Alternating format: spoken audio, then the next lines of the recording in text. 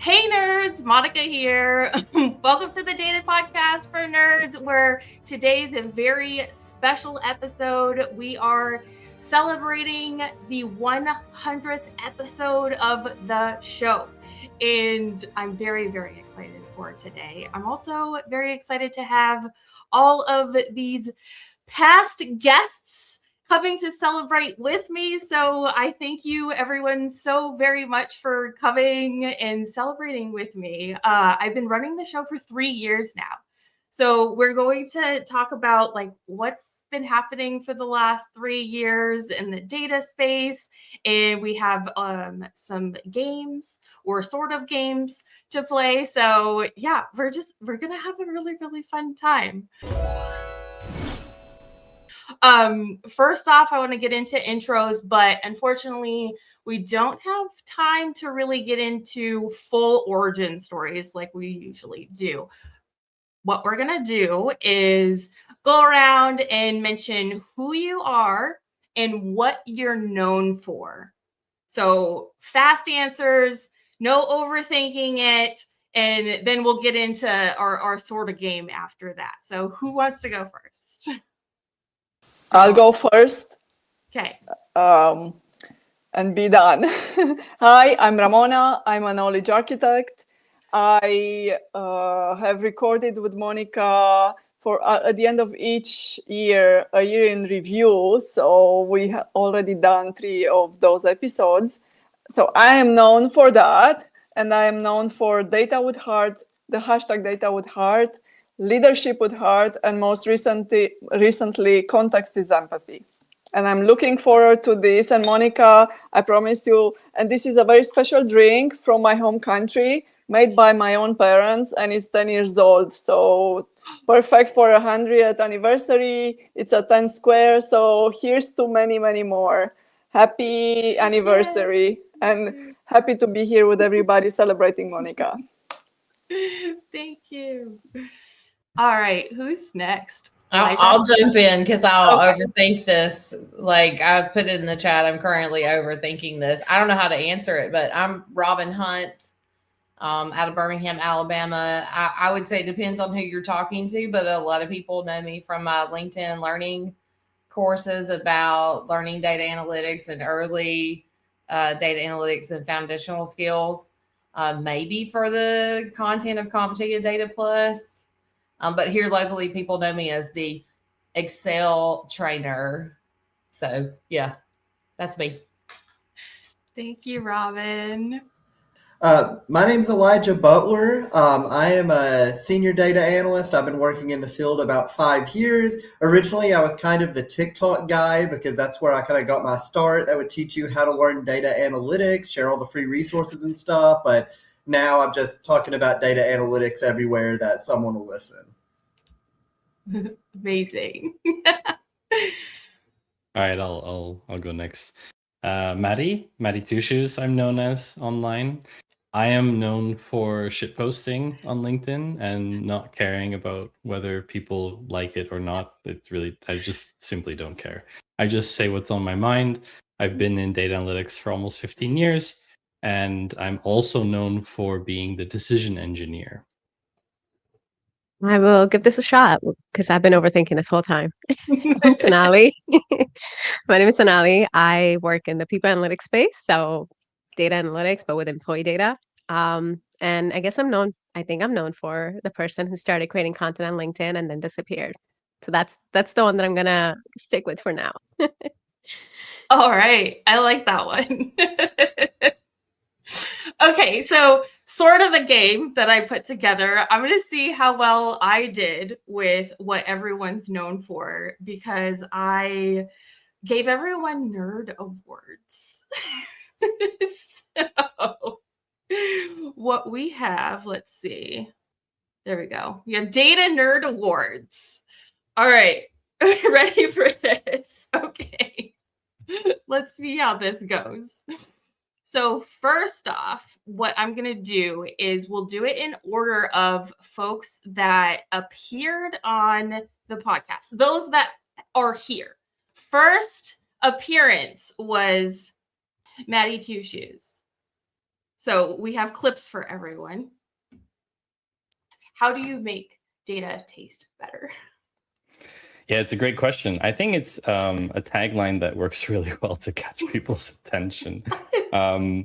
Ultimately, it comes down to, I mean, we have basically access to unprecedented amounts of data about everything. And the key here is being able to seek out the message. What are we trying to extract from that? And how do you communicate that? And for me, that comes down to a process called digestibility.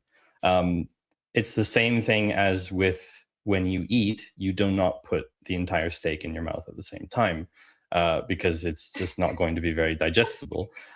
Let's leave out the hot dog eating competitions, Okay. all that kind of stuff. Yes.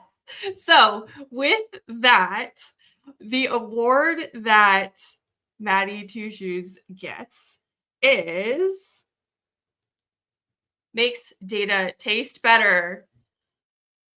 That is the award. Yay. That's outstanding. Thank you. It's the tastiest award I've ever received. Yes. Very, very fitting. Very fitting indeed. I absolutely loved I reached out to you because of your tagline at the time. His LinkedIn tagline says, "I make data taste better." And I was like, oh, I have to reach out to this person and get them on my podcast because I'm also a foodie and I love like any analogy, but food analogies are absolutely the best. So I was like, okay, we're getting this person on my podcast, and it was a blast to talk with you. No, I had a great time. It was a great episode. It was very unexpected to get such a request, and I was over the moon that the tagline was speaking to you in that way. But I don't remember saying any of these things in the clip, but it obviously must be true because there's a clip of it. Of course, it could be AI generated or something, but we're not going to go there. So. You know, It's all AI. Yeah. I was making those clips with AI back in the day. I think I was using Opus clips, and yeah, that was a big one that I was using for sure. All right, so next guest that we had in this room in our lineup is Sonali. All right, what does Sonali have to say? And I love that in your experience, you applied for a tech role without knowing that it was a tech role, and you got the position. It's funny because that specific role is, again, it was a very entry level coordinator role. I don't think the way it was advertised, it was not advertised as a technical role. It was advertised as a support role to a technical team. And not knowing what data analytics meant, I'm like, oh, it's just another HR team. How hard can it be? Yes. So with that, the award that we have for Sonali is Best Career Pivot. Yay! Love that. So amazing. This just speak tremendous words about how you should really just apply for every job that you want to get and see if you can get it, right? I think that's about to be my 2026 motto again. Like, how hard can it be? Because I don't remember saying that. But honestly, how hard can it be? You just do it. If it works, great. If it doesn't, try again. The 2026 job market's like hold my beer. Yes. That's how hard. Yes. Yes. I'm glad it happened at the right time then. Yeah. Fun times. The career market is just so crazy these days. I don't even know if there's an adjective for it. I'm just calling it crazy. Brutal. I call it brutal, and I wrote a post about it that the LinkedIn algo gods really promoted it. So, because that's what everybody feels, right? Mm-hmm. Yeah, I'm searching for a role at the moment, and it's very it's actually very extreme. You either get a company replying to you within 1 to 3 days, or you get nothing. Yep. Not even past the automated message that they've received it. nothing. Nothing, just ghosted Nothing. completely. It's beyond ghosting. It's worse than ghosting because the automated message that they received it is literally an automation that no one has even touched in like 3 years. So they haven't even done anything. You've done all the work up front.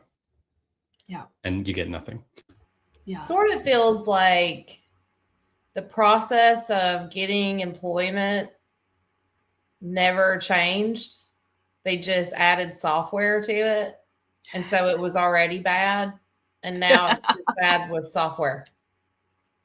Yeah. But that's That's just a my good 2 description of cents. it. Accurate.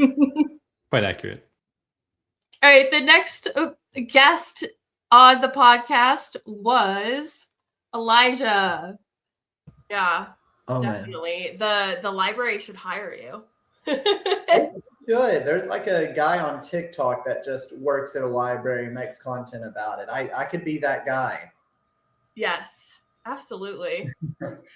Absolutely. Or were you that guy, Elijah? I've never been that guy one day in my life. No. No, I've always strived to be that guy, but I've always ended up being the other guy and the less impressive guy. So Elijah gets best reality show host. I think I have to give a bit of a background about this one. We were at a hackathon in South Carolina, and the hackathon was recorded, kind of like a reality show, and Elijah was the host of it, and he was the best host. TikTok star, YouTuber star now, sharing everything about how to become a data analyst. So reality show host / YouTube show host. Thank you so much for this award. It'll be going on to my mantle. My favorite part about that hackathon, which is this is me laughing at my own joke, is I went up to Alex the analyst unprompted with the camera and I was just like, so everybody here says you're a hateable loser. What do you have to say about that? It was something just like that. It's so dry. Oh yes. I absolutely love the dry humor dad jokes. And so you just crack me up. Thank you so much. I took a screenshot of this. It'll be on it'll be everywhere on my social media. Love it. Absolutely love it. All right. So next up, that was on the show. Robin. One of the greatest things about a data person is like you're going to find a lot of us are overthinkers, and you can overthink yourself into being paused. And so I would say if you're an overthinker, but you've been thinking about data, like you probably should be encouraged to at least explore it. Totally intentional.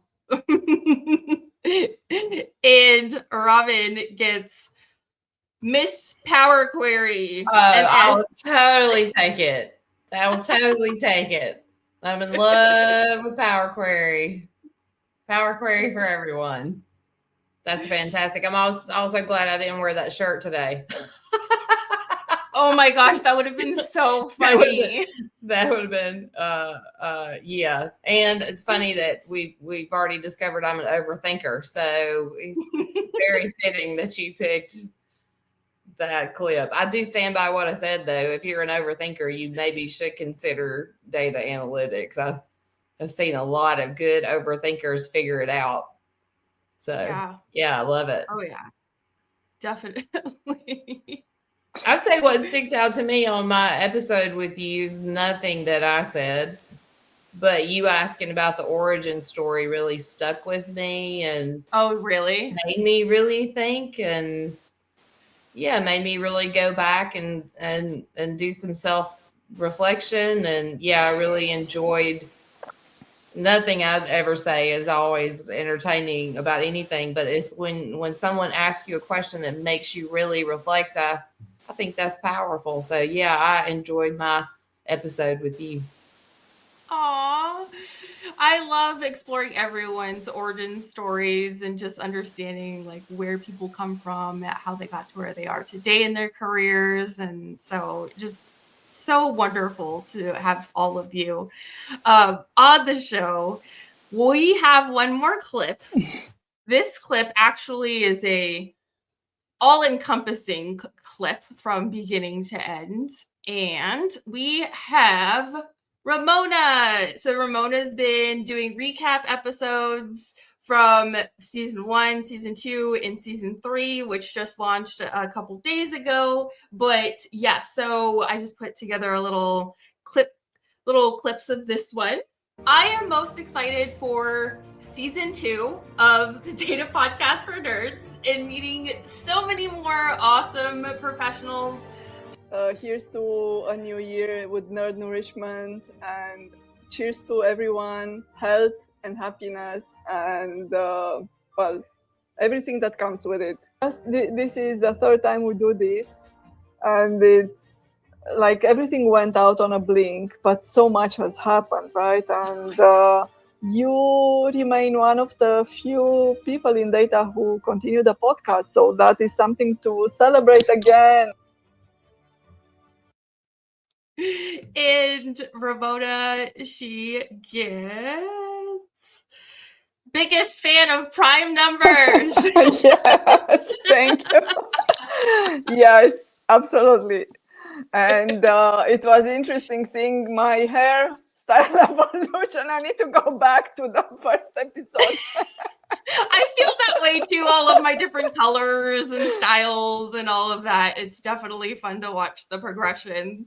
But that does conclude the Data Nerd Awards. Yay to everyone. All right. So with that, we can just get into discussion topics and talk about, I think, a really fun thing that will get everyone really interested in just understanding data in its entirety is what were we all wrong about? Again, the last 3 years in data, a lot has happened. A lot of things have progressed. A lot of things have been invented and escalated maybe too quickly, too much. Where did we go wrong? What happened? One of my major predictions was that we will finally, after I don't know how many years it's been, probably close to 15 years, we will finally get over people asking for self-service, thinking that it will just magically solve all of business's problems. And yet here we are in 2026, where I read every 5 out of 6 job ads requesting more self-service for end users, because people who aren't data people just shove all the data to them and it solves every problem, right? Because they understand context, they understand data quality, they understand data engineering, they understand where the data comes from, they understand everything, right? That's why we ask designers to also write front-end code, right? That's why we ask electricians to also just do the plumbing while they're there, right? Because specialism, I mean, who needs that? Why not? What's so hard about it, right? Just build the whole house. You're here anyway. You might as well just do everything. So yeah, How hard can it be? Sorry, I just how wanted to throw hard that can out it there. be?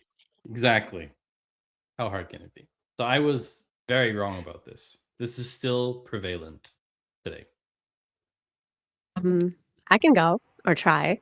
Yeah. I think one of the things that took me such a long time to realize and accept is that you don't need a degree. I don't know if that's still here, that you need XYZ course, XYZ degree. It needs to say this, and you have to have every single thing to the T. Like everything needs to be perfect for you to qualify for a role. I think I held on to that belief for a very long time, even though I was in the space. So for someone who's still trying to break in, I feel like they might still hold those misconceptions. Doesn't need to be perfect. It just needs to be there. You just need to put the work in and the effort in, and it gets better. So the answer is it was hard. I think we're still getting the same things wrong we've been getting wrong.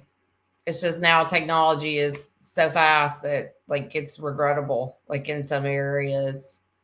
And what Maddie Two Shoes said, we believe that tech is universal. If you can work on a computer, if you do software, you can do IT help desk. You can all of a sudden do networks, servers. You understand cloud, like, and no, that's not at all And then degree requirements, it's like you got to have a degree, you don't have to have a degree. There's this big push about, hey, it's like whatever. But then when you go read the job descriptions, it's you got to have 25,000 years of experience on a piece of software that existed 5 years ago. Still the same thing. We just can't get a really clear definition. And as long as we do that in the data industry and in the workforce, we're going to stay in the exact same place with talented people not being able to get into the roles that they could really succeed in because somebody half wrote a job description with ridiculously silly expectations. But I've seen that my entire career. So I was hopeful when they started saying, hey, you don't have to have a degree to get here. Because back in the 1800s, we had to like do the work and prove ourselves. And if you could prove yourself and do the work, you had an opportunity in front of you. And we've just completely abandoned giving people chances. So I do hope it changes. We've gotten it wrong the last 3 years and the last 30 years. So that's my 2 cents. That's terrible. I'm negative. I'm trying to be positive. Pro people. Let's make it change. We don't have to, like, if we know it's wrong, why don't we fix it? We can fix it. We just have to get everybody to be willing to go, okay, yeah, let's scrap that. Let's not just keep layering more. My dad says don't double down on a mistake. So I wish we would just stop doubling down on mistakes. I think we're trying to fix things, and we think another thing that we got wrong, I'm in the negative mindset as well, is that we think that things will get easier. We're trying to make them easier, but somehow we're making them more complicated by, like creating and developing all these different tools and softwares that build upon each other and kind of conflict against each other, and it just makes things more complicated. And it's like, wait, we tried to make it easier, and so it's an interesting thing to solve for sure. There's a lot to unpack, and I mean, we're building on what has been said already. Yes, so I try to think of everything as a learning opportunity. And yes, there are a lot of things that went wrong and that are still wrong. And when we're looking to solutions, so what exactly are we trying to fix? And what is the problem that we're trying to fix? And that's why we are in this situation, because we are sold solutions to problems that don't exist, but let's create a solution and then we'll figure out the problem that we're gonna use and we'll fit that solution for that problem. So I like to use this analogy, and Monica, maybe you have heard me saying this before, of puzzle versus Lego. We are creating and solving problems as puzzle pieces, right? And they all have to fit together, but we expect them to work as Lego pieces. Those are interchangeable, composable, etc. And because puzzle pieces are so unique, then we have to create wrappers around them and then add more bloating. So eventually they will be Lego pieces, but that creates so much debt, then when we accumulated all of that, if we want to resolve the problem that now we have created, right? Now we need solution to the problems we have created in this process. Who's gonna give us the opportunity to do that? Because all we've done up to that point is just bloat and gas. I was commenting today, somebody wrote a post that high quality AI slope, like that is such an oxymoron, right? It's like high quality junk food. So yeah, so we don't have, if there were no problems to solve, we created tools and solutions for the problems, and then we invented the problem. So all backwards.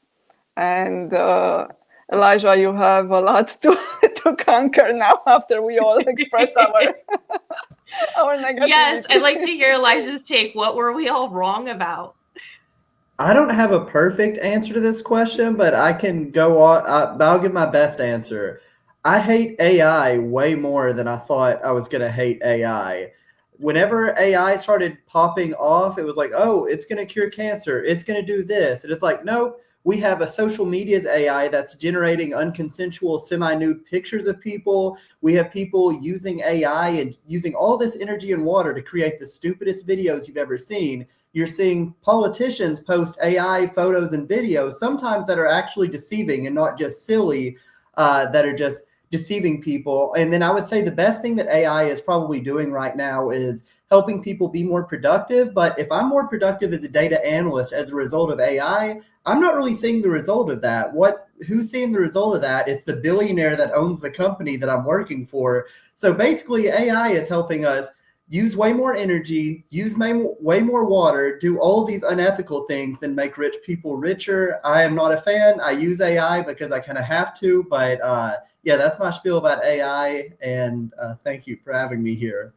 Yes. No, I love your takes on things. That's Oh, but can I say something? Let me jump in yes, there please, just a little Robin. bit. For some people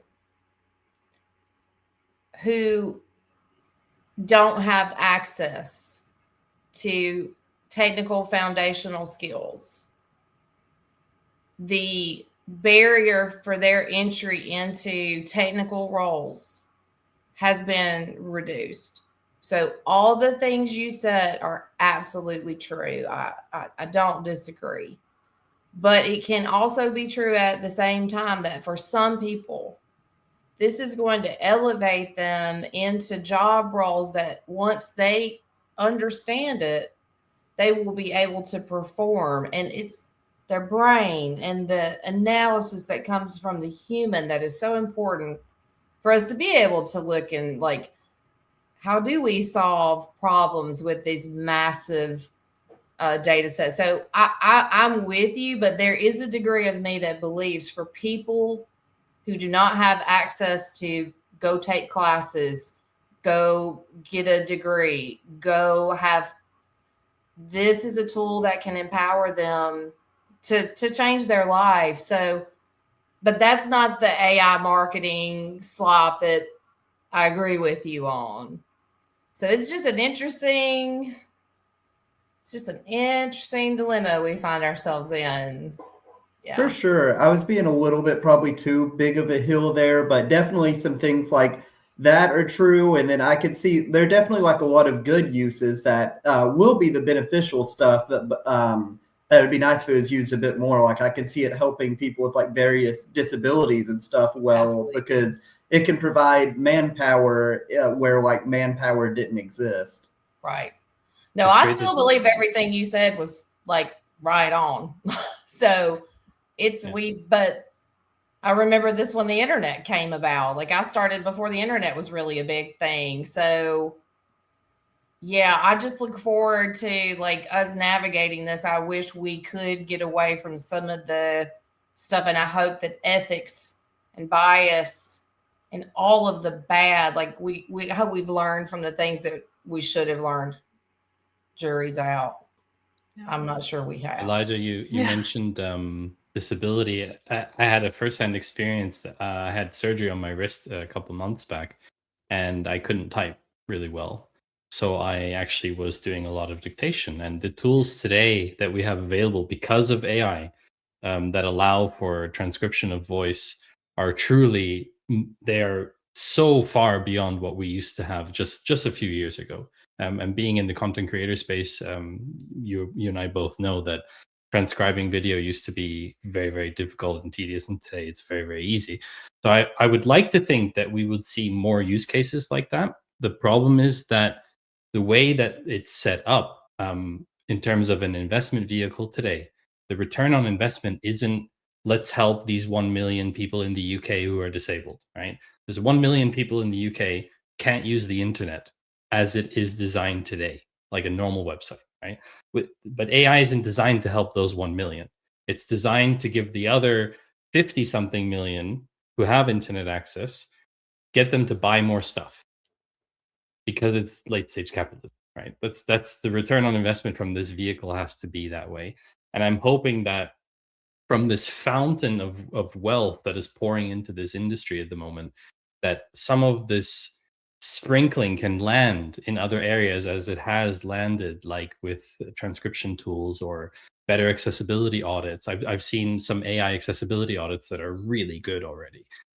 Taking apart, we're not just talking browser plugins anymore. We're talking full-on websites where you put your website through and it's using AI to really figure out what standard of accessibility you should be at. So I agree with a lot of the points you've made, but I don't see the benefit yet, but I'm hoping that it realizes itself.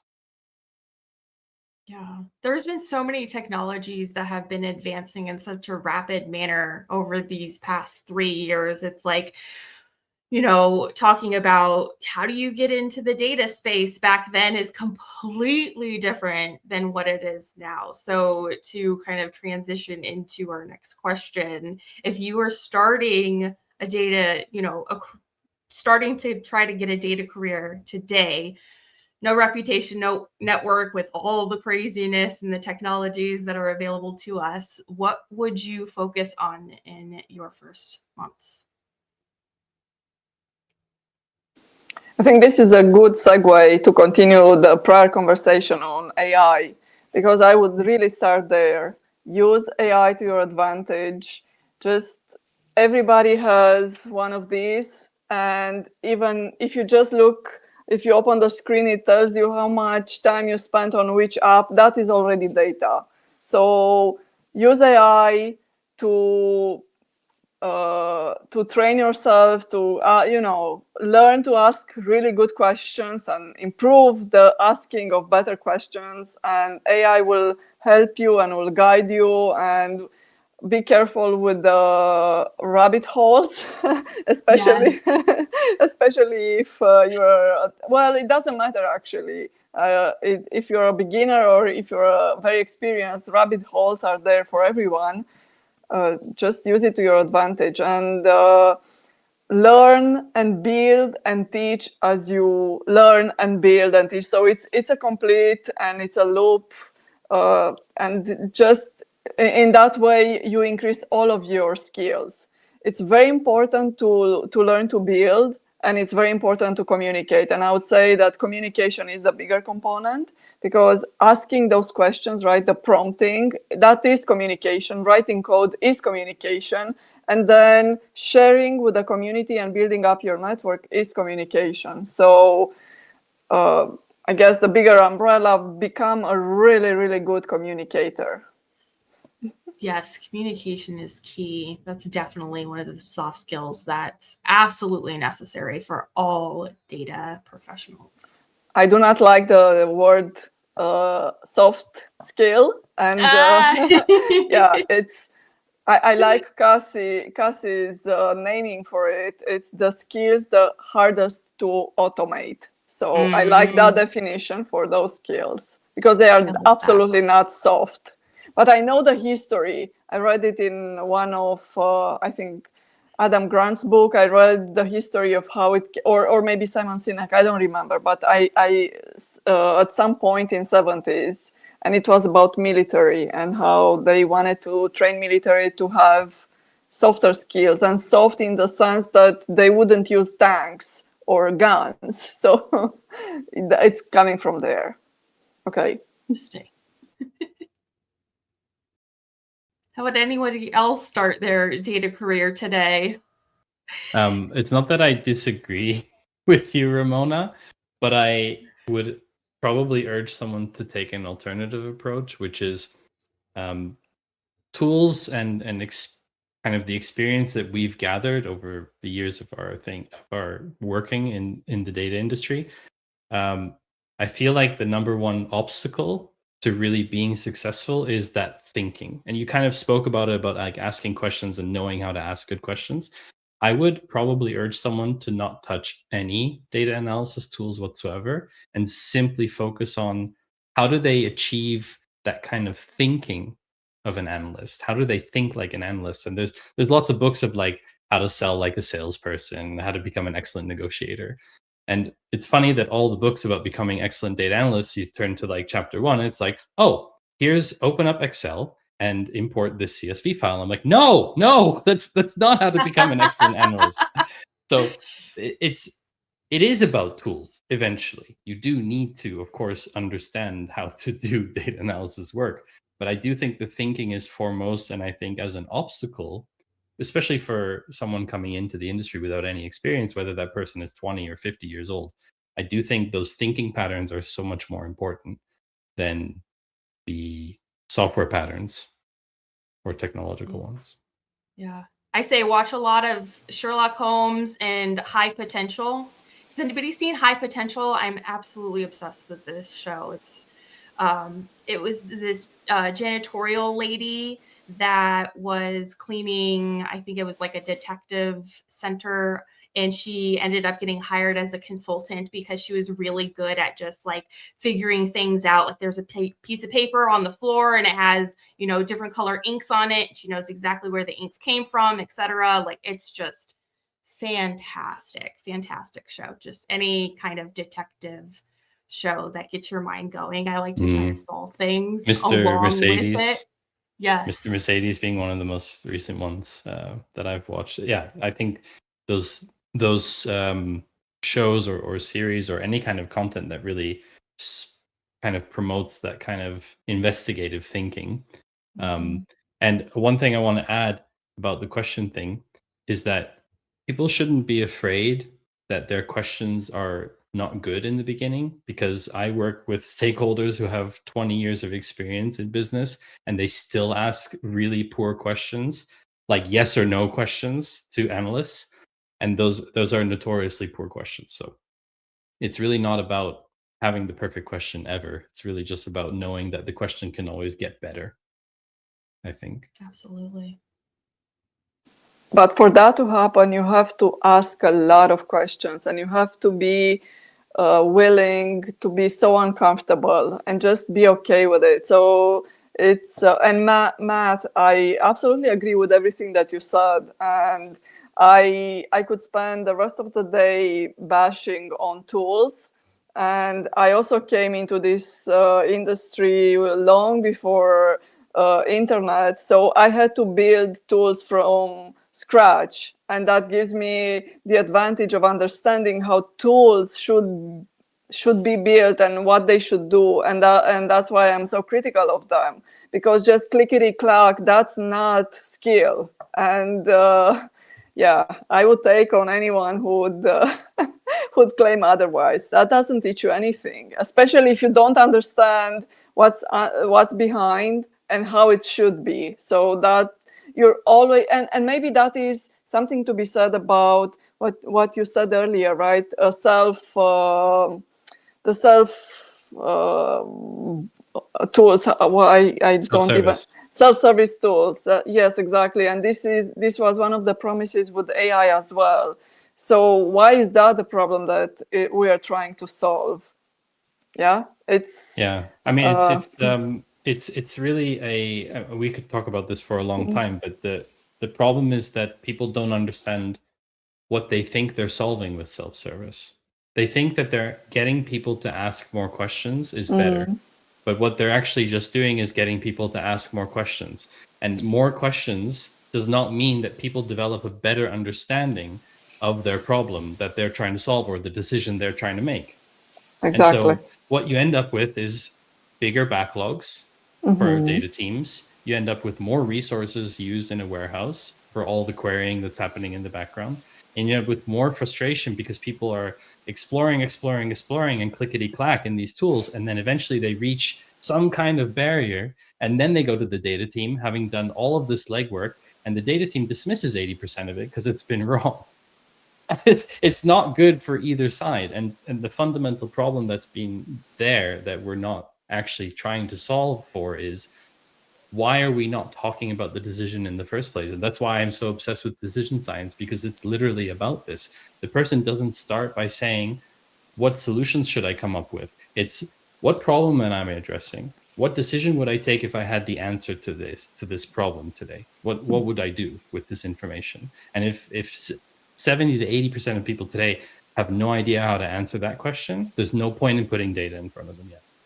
Oh, And that's why most tools fail today, in my opinion. very well said. So I'll change our gears up a little bit. I've been over here thinking and noodling on, like, if I'm in this position, what do I do?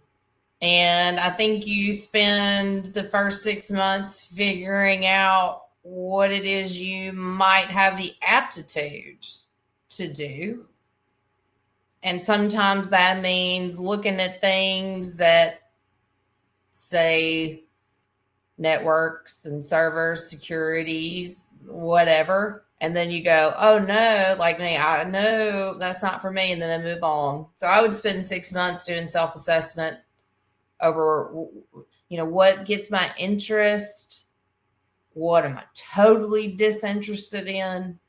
How can I dip my toes in a little bit to kind of fill the space out? And what I would not do is look at the propaganda about this is how much money you can make and this is what you should do and you should use this and you should do this. Like, I think it's crazy that we're like, you should use this tool or this tool. I've seen so many tools die. Be tools agnostic. Look at the place that you want to be at. If you want to be at a company over there, go figure out what their tech stack is and go see if you can stand it for even a week. If you can't stand it for a week trying to learn it, move on. Just like gamers, I think gamers, they get a new game, they play it a little bit, unless they put a lot of money in it. They play it a little bit, they go, this sucks. They're done. Do the same thing with software, tech, all that. So that's my answer. I hope that's helpful to people. Yeah, I like that idea of just trying out all of what you can try out. Say yes to all of the projects if you can, if you have the capability, and you'll eventually find out what you like doing, what you're good at doing, and you'll find your space that way. So I like that advice. I agree with everything you said, Robin, but for anybody that's watching that wants to become a data analyst, you can make $400,000 a year, and all you need to do is buy my course. Thank you. Mic drop. Thank you. Thank you so much. That's amazing. It also applied to every job out there, right? Because how hard could it be? Oh my God. Please don't do that. So that has to be a new segment, right? Like, Yes. top advice for any analyst, and then it's just 100% wrong things only, right? But that's Those are so fun. You know, I wrote on a little post-it preparing some thoughts, and one of the last one I wrote is quiet down the noise. And that is perfect for what Elijah just said, because there is so much noise, and I don't think it matters where you are on the spectrum, right? From beginner to expert, there's so much noise, and if we just listen to that, we're all failing, we're all terrible, we're all never gonna make it, and then we hear the next 500K promise or million or whatever it is. So yeah, quite the noise. And I was just going to add something to that question, just Yes. kind of like a summary of everything we've discussed. But I think, Robin, you said it, reflect on where you currently stand. And by that, I'm referring to more transferable skills, because I think we have a tendency to say whatever skills we currently have are not worth as much as they truly are if you look at it objectively. Just because I possess them, I tend to like downplay them. So don't do that. Actually take inventory of what current skills you possess, so you can use that to market yourself if you want to start applying right away. Gather domain knowledge. So figure out which domain you actually want to focus in. So what kind of problems you want to solve, and target that specific domain instead of trying to be a data analyst in any domain that comes your way. It's easy to pivot that way, especially if you already, let's say you work in sales. It might be easier for you to go into sales analytics or work in HR analytics. So think about that. And one tip that I want to add when it comes to learning how to ask better questions, I used I still do. I translate from English to Hindi or Punjabi for my parents. I can't translate if I don't understand what the other person's saying.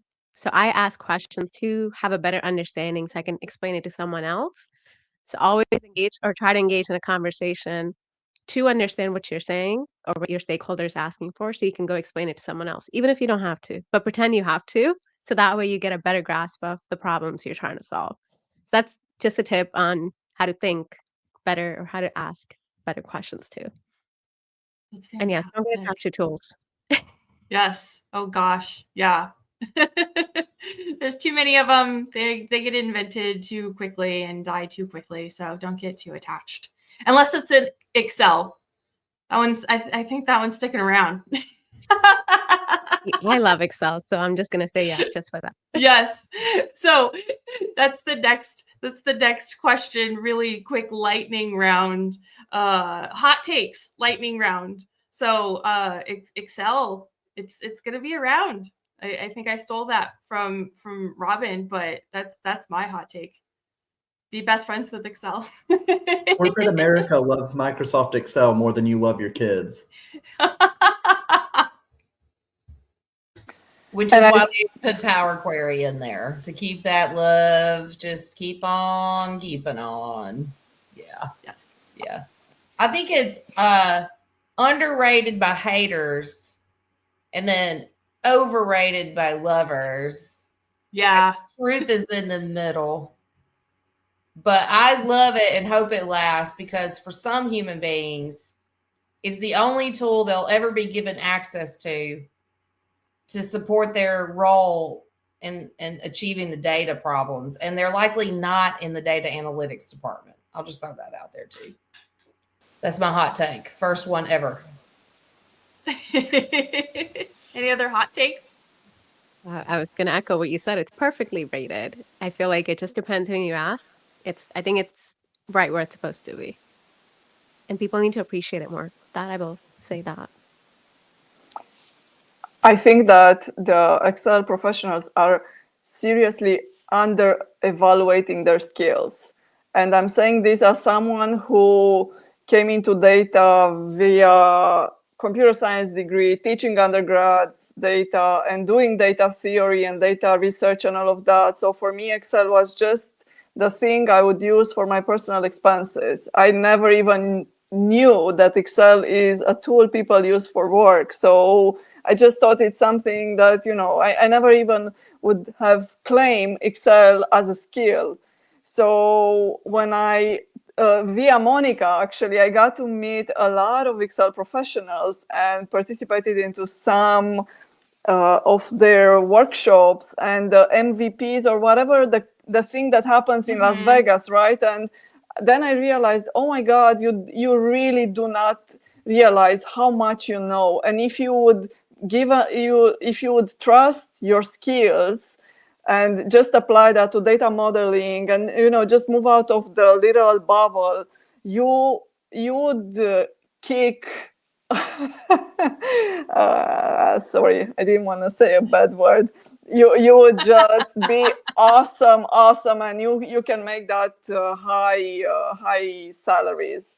So that is coming from. I had to give a little bit of context to understand. So I'm not a lover hater. It's just I got to appreciate the serious chops Excel professionals have. So seriously undervalued. I'm going to go to the other big one. I'm going to talk about dashboards. Yes. This is an easy one for me to say. People love declaring things as dead in the industry. And there's always going to be people talking about dashboards are dead. The thing is that dashboards are not dead because they were never alive to begin with. Dashboards were always the wrong thing. In the vein of self-service, it was always the wrong thing to think of every single data output needs to be crammed into a 1920 by 1080 pixel slide for management. And then in order to make it more interesting for people, we need to give them the ability to change this anytime on their own so that what they're seeing is different from what someone else is seeing. It was the worst idea that the data space ever had, and vendors literally sold their entire companies based on this lie. And this lie has been propagated for probably close to 15 years. And I really hope that one day we can move past thinking about data products as only being dashboards. I ditto that hot take 100%. Good dashboards sometimes exist in our cars. That's also the only place we take real-time decisions, right? Right. And if Because you look at your speed, your speed and go, oh, but management said I should go faster, right? Like that's what real-time decision making looks like. That's right. Or I'm really making a decision here that I'm gonna run this last 2 miles out and really hope it works out because my gas light is on. But if people can make the connection that if you can't have that type of decision making on your dashboard, you are in the wrong format. So I agree with that hot take wholeheartedly. I think it just stole your hot take. I just had my first hot take and I've stolen my first hot take all in the same few minutes. It's so hot it has to be shared. It's too spicy. There you go. Love it. That's collaboration at its best right there. Yes. Can I interject something there about the dashboard in the car? I used to have a car where I would have to lower myself to actually see the speedometer, and then I would have, so whoever designed it that way didn't design it for my body. I think it was for I don't know, taller, whatever other body types, but it really bothered me so badly because if I would go over the limit and get a ticket, I could not say, hey, I could not read the dashboard. So yeah, that is something on the dashboard arena. Sorry, just. It's not a hot take. I'm just going to say it just because the car reminded me. I have a hot take that every machine built in the gym is for a man. Because who is that tall? I'm not that tall. And not all machines can be adjusted based on your height.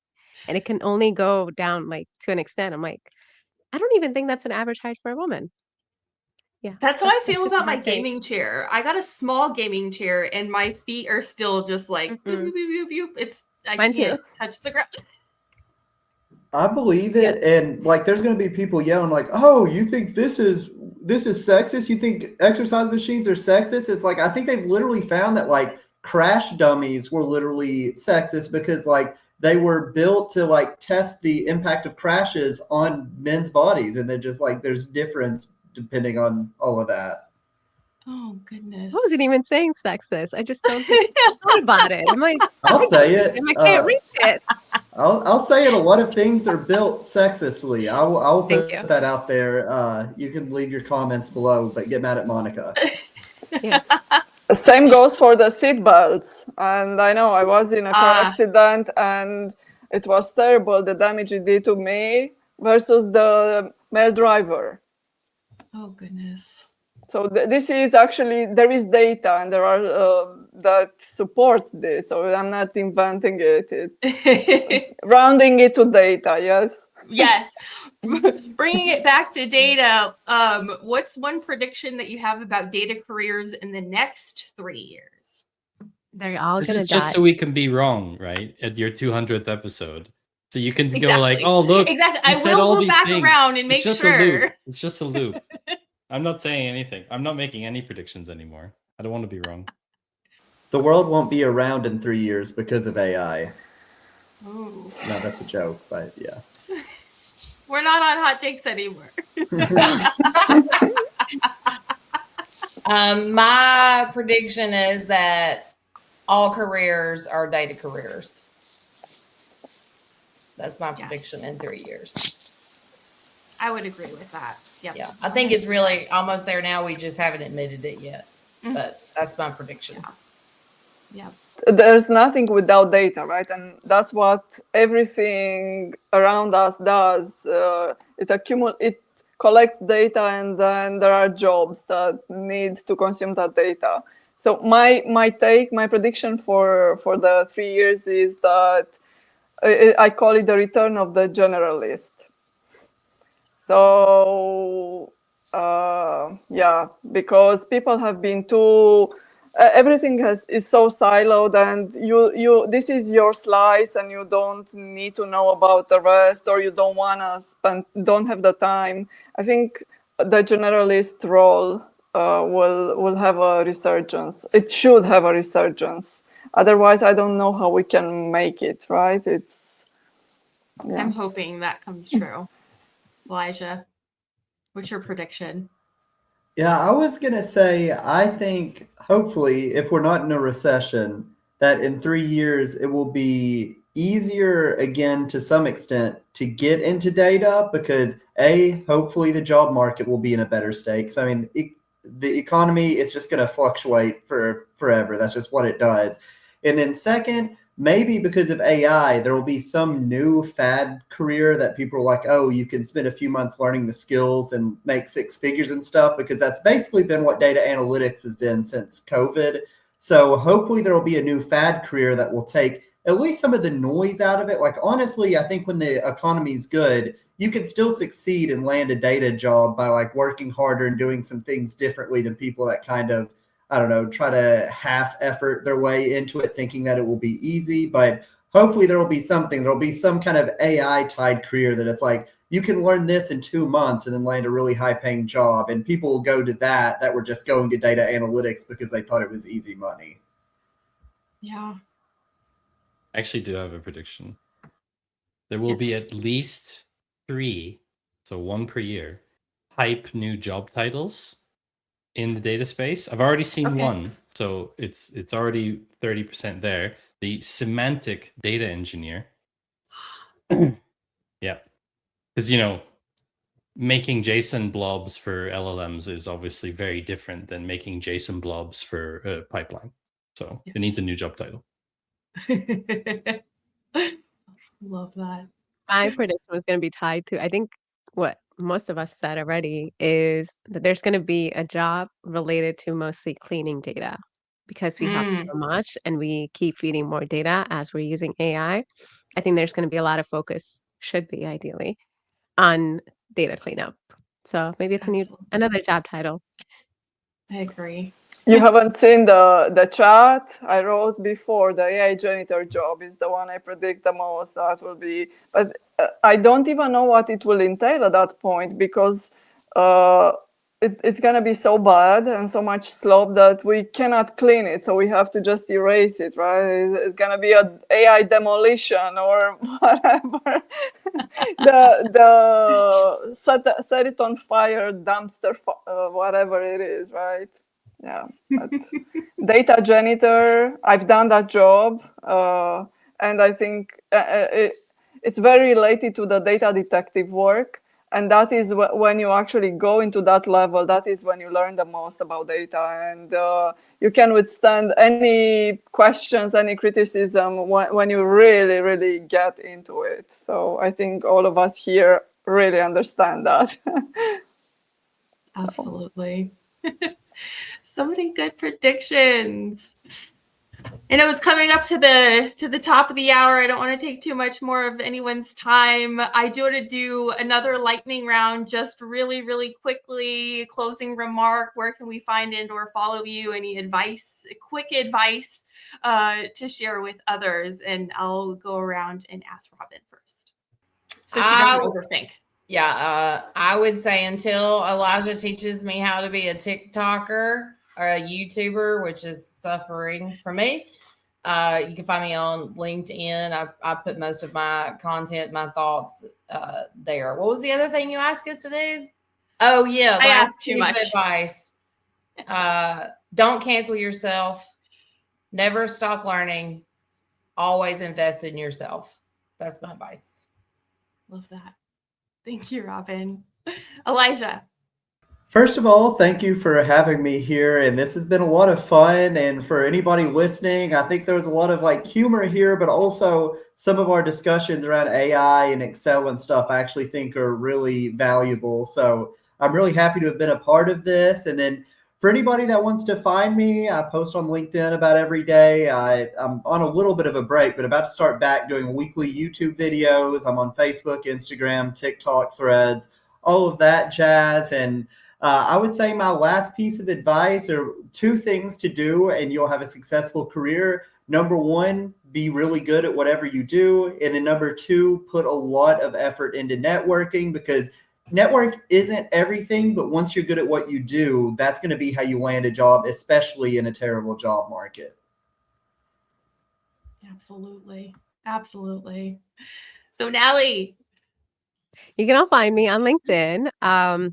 Just a sneak peek. I don't know when this is going out. I might have already announced by then. I did a HR Academy, so it's like a course that's coming out. So be on the lookout. I have not announced it to anyone. And it was done in partnership with 3 other leaders in the people analytics space, which is an underrated field in the data analytics. Just saying. So if you want to look there, especially people, data engineers too. That's the unexplored field. Not a lot of competition yet. I guess that's part of my advice. And another advice is listen to the professional advice that you just received. And personally, don't neglect your health and joy along the way. That's part of you as well. That's it. Love it. Love it. Maddie Two Shoes. That's right, Maddie Two Shoes. You can find me everywhere on Maddie Two Shoes. LinkedIn, occasional YouTube videos, memes all over the internet. I do also live stream sometimes, I've been told. I have 2 pieces of advice. Number 1, touch grass. It is very, very good to go outside. For whatever reason you do go outside, just go outside. I'm a homebody, so just trust me when I say go outside. And the second thing is, you do not need to become a manager, be successful in your career. You can be a very, very good individual contributor with no direct reports talking to you.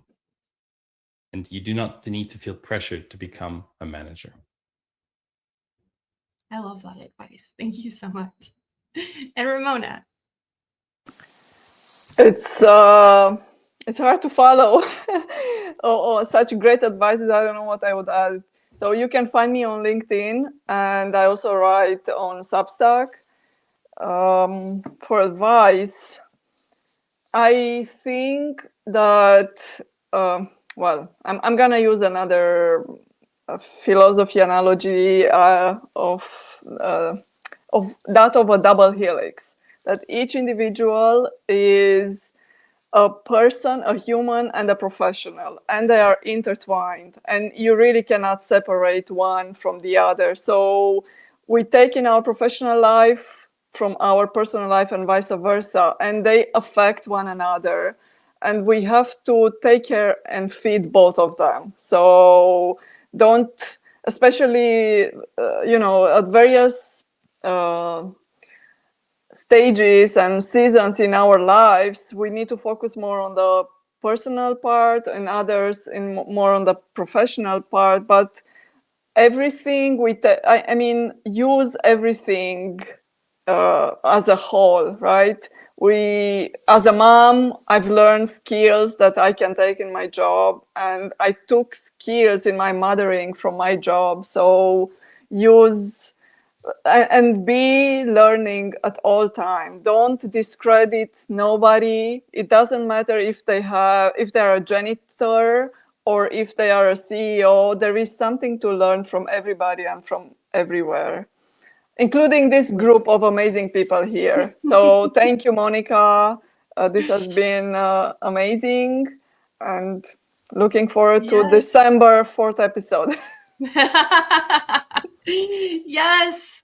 So thank you all so much for coming and celebrating with me for the 100th episode. And Also, thank you to all of the learners and listeners that are out there. Thank you so much for tuning in to all of these nerdy fun bits. And I hope that you learned something, that you continue to enjoy the show. And so to celebrate y'all for listening in, I would like to extend my group career coaching program for free. So just helping out data people become data analysts and figuring it all out together. I've gotten some feedback that they really like the accountability buddy system. So the group setting, they're really enjoying that. So send me a LinkedIn message if you are interested in that. And I think that about sums it up. Thank you again, everyone. And as always, folks, happy learning. Thank you for listening to this episode of the Data Podcast for Nerds. Please don't forget to like and subscribe. Also, if you want to transition your career and become a data professional, follow me on LinkedIn for even more tips, tricks, and nerdy fun bits.